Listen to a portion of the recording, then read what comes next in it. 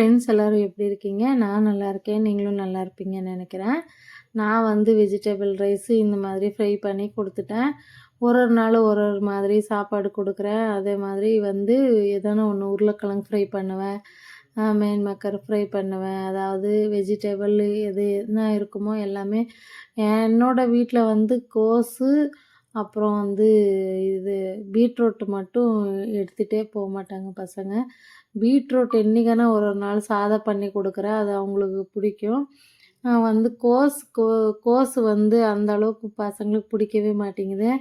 சரி, ஓகே, நான் வெஜிடபிள் ரைஸுக்கு எவ்வளோ காய் முடியுதோ அவ்வளோ காய் போட்டு செஞ்சுட்டேன்.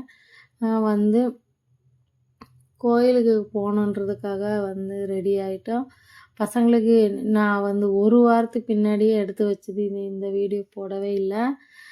சரி, கோயிலுக்கு போகணுன்னு சொல்லிட்டு எல்லா பசங்களையும் பேக் பண்ணி வச்சுட்டு அவங்கள அனுப்பிட்டு, நாங்களும் காலையில வீடு துடைச்சிட்டு கோயிலுக்கு கிளம்பி போனோம். இது கம்மி கூட்டம்னு சொன்னாங்க. ஆனால் இதுவே ரொம்ப கூட்டமாக இருந்துச்சு. ரொம்ப ரொம்ப கூட்டம். எப்படி இது வந்து ஓம் சக்தின்றாங்க, அங்காள பரமேஸ்வரின்றாங்க, இது தேவி, ஒருத்தர் ஒரு மாதிரி கூப்பிட்றாங்க. எனக்கு வந்து ஓம் சக்தி தாயார்னு போய் பார்க்கவே மாதிரியே இருந்துச்சு. அதாவது சாமுண்டேஸ்வரி தான், மைசூர் சாமுண்டேஸ்வரி தான் இவர். காய் கட்டுறாங்க, எல்லாம் வந்து அன்னதானம் நடக்கும். வந்து நல்லா பக்தருங்க வந்து அரிசி மூட்டை எல்லாம் வந்து மூட்டை மூட்டையாக வச்சுருக்காங்க. நிறைய கூட்டம், அதாவது நிறைய இடம் இருக்குது. சாப்பிட்றதுக்கான இடம் ரொம்ப நல்லாவே இருக்குது. டைனிங் டேபிள் மாதிரியே எல்லா கல்லுங்க போட்டு கீழே ஒன்று மேலே ஒன்று ரெடி பண்ணியிருக்காங்க. இதெல்லாம் காய் கட்டி வச்சுருக்காங்க இடம். இப்போ வந்து இன்னும் கொஞ்ச நாள் ரூம் போட்டு அங்கேயே ஒரு நாள் தங்குற மாதிரி ரெடி பண்ணுவாங்கன்னு நினைக்கிறேன். அங்கெல்லாம் பேசிகிட்டு இருந்தாங்க ரூம் கட்டுவாங்கன்னு சொல்லிட்டு. நிறைய பிளேஸ் இருக்குது. சாமிங்க நிறைய இருக்கிறாங்க. பார்க்குறதுக்கு நிறைய டைம் வேணும். நாங்கள் வந்து கொஞ்சம் இருந்ததே ஒரு 2 ஹவர் தான். ஏன்னா நாங்கள் போனதே லேட் ஆகிடுச்சு. கோயிலுக்கு போகிறதா இருந்தால் சீக்கிரம் ஒசூரில் ட்ரெயின் இருக்குது. 4:30 மணிக்கே கிளம்பிட்டோம்னா அங்கே 7:30 மணிக்கெல்லாம் போயிடுவோம். ரொம்ப ரொம்ப நல்லா இருக்குது. அதாவது ஒரு டே டூருக்கு நல்லா இருக்குது பிளேஸு. அந்த பக்கம் எல்லாம் செடி அதெல்லாம் வந்து நல்லா இருக்குது.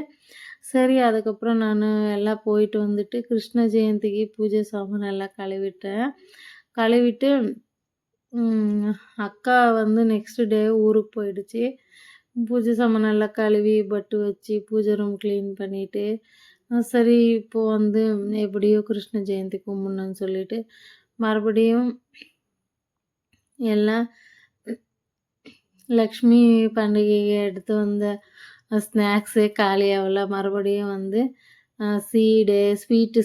சீடு, அப்புறம் வந்து காரம், முறுக்கு, புரி உருண்டை எல்லாமே எடுத்துகிட்டு வந்துட்டு நெய் எல்லாமே எடுத்துகிட்டு வந்தேன். எடுத்து வந்து வச்சுட்டு பூ வாங்குறதுக்கு போனேன்.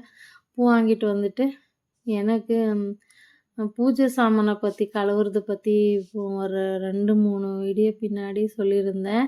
பூஜை சும்மா பளபளன்னு வளையும் பூஜை சாமான் அப்படி கழுவலாம். லெமனு ஷெபினா இருந்தாலே போதும். அந்த பவுட்ரு இந்த பவுட்ரு சுடு தண்ணியில் போட்டு காய வைக்கிறது, பூஜை சாமானை ஒரு 2-3 வீடியோவில் நான் பார்த்தேன்.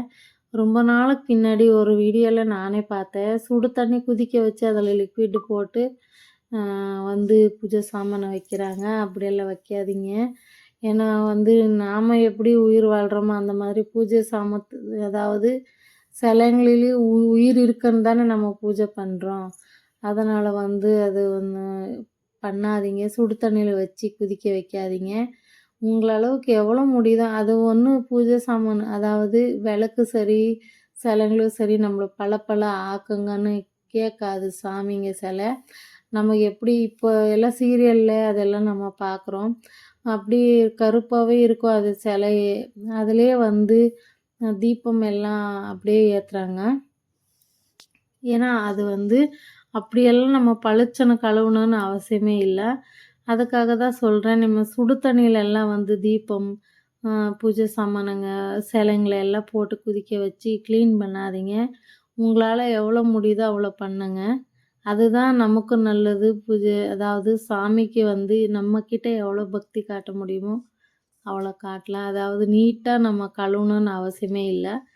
சுத்தமா இருக்கணும். அதுக்காக வந்து அது சுடு தண்ணீல போட்டு கழுவாதீங்க. அது வந்து ரொம்ப கஷ்டம். நமக்கு எப்படி உயிர் இருக்கோ அந்த மாதிரி தான் பூஜை சாமானத்துக்கும், நம்ம செடிக்கும், நம்ம நம்ம என்னென்ன நம்ம விடுற மூச்சில கூட இருக்கு. எல்லாத்துக்குமே உயிர் இருக்கும்போது, அப்போ அத பூஜை சாமானுக்கும் நம்ம மதிக்கணும். தயவு செஞ்சு சொல்றேன், யாரும் பூஜை சாமானம் சுடு தண்ணீல போட்டு கழுவாதீங்க. அது நல்லது கிடையாது. அவ்வளோதான் நான் சொல்லுவேன்.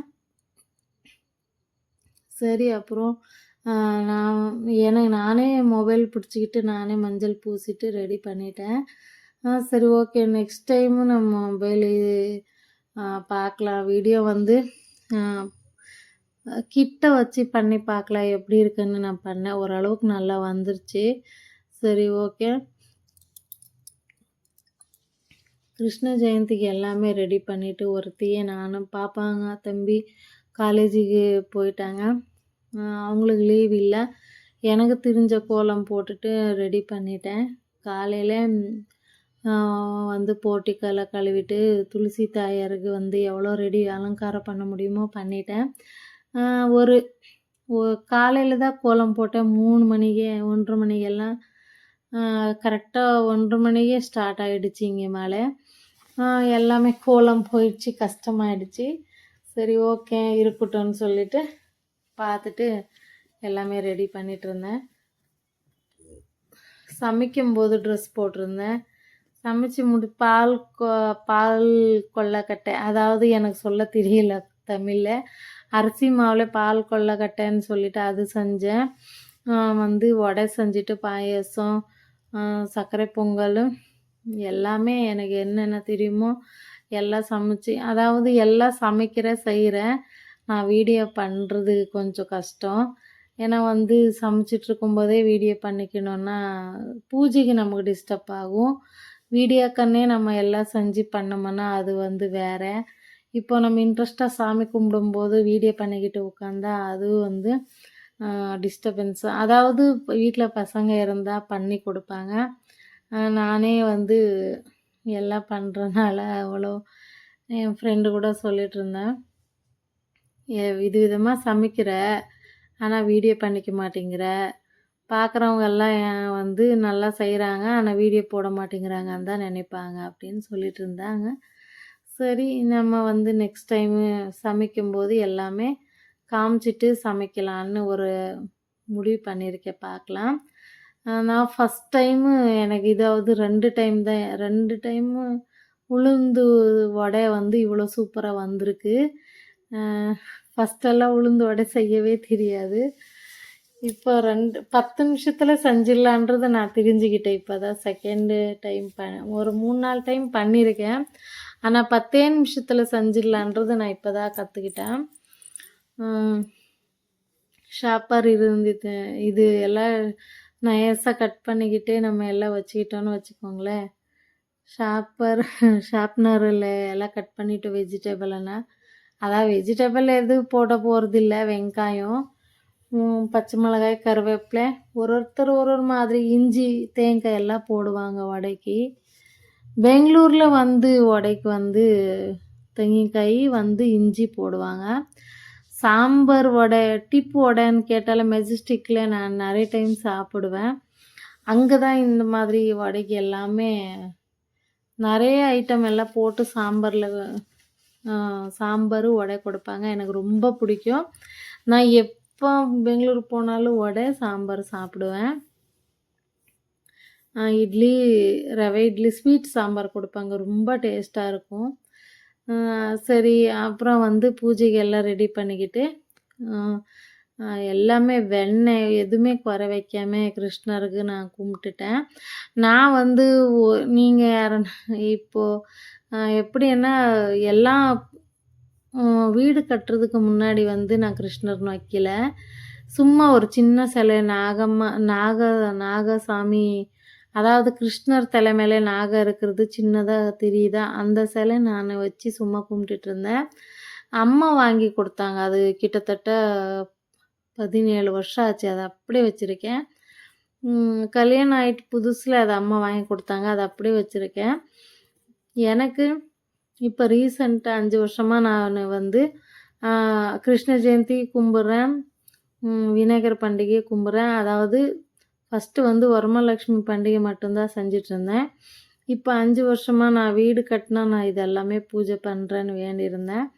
ஏதோ என்னால முடிஞ்ச அளவுக்கு அவங்க சேவை செய்றேன். அதாவது அவங்கள நம்ம வீட்டுக்கு வர வச்சு நான் கும்பிட்டு என்னால முடிஞ்ச அளவுக்கு சாப்பாடு செஞ்சு பரிமாறிட்டு, நம்மளால முடிஞ்ச அளவுக்கு சாமி கும்பிட்டுட்டு அவங்களுக்கு திருப்திப்படுத்துறேன். இது எனக்கு தெரிஞ்சது. அப்புறம் பசங்க வந்துட்டாங்க. சாரி பசங்க வீட்ல இருந்தாங்க. அ அதாவது நான் மத்த டைம்ல நெனச்ச மாரி மறந்துடுச்சு. கிட்டத்தட்டவே பண்டிகை செஞ்சனால மறந்துட்டேன். அதனால பசங்க வந்துட்டாங்கன்ட்டேன். ம்.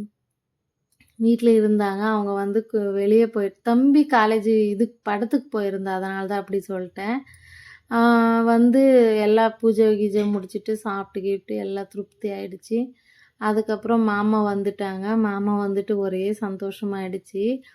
ஆ "நீ கிரேட் அம்மா ஒருத்தி இவ்வளோ வேலை செஞ்சிருக்கே இன்னைக்கு என்னோட ஹெல்ப் இல்லாமன்னு" சொல்லிட்டு இருந்தாங்க. சரி ஓகே. இவ்வளோ முடிஞ்ச அளவுக்கு நான் வந்து கிருஷ்ண ஜெயந்தி கும்பிட்டுட்டேன்.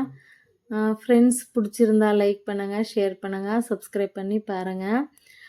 நான் வந்து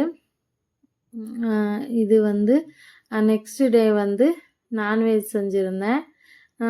வந்து ரொம்ப நாள் ஆயிருந்தது, 20 நாள் ஆயிருந்தது. அதனால் செஞ்சுட்டேன். மட்டன் செஞ்சுருந்தேன்.